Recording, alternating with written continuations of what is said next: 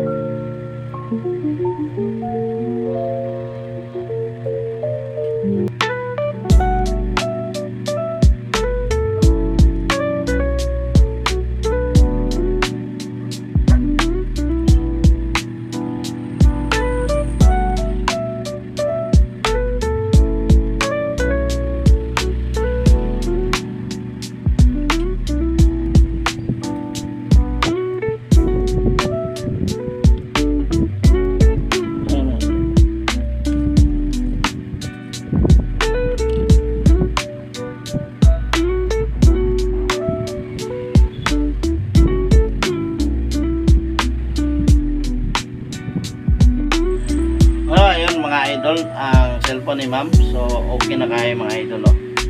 So iPhone 7 Plus ni siya mga idol. Battery replacement, burot ang yung baterya niya mga idol. So brand new itong gitap. So mahal to guys. Tapos money ang battery guys. So replace na to brand new. So mahal to guys. Thanks for watching.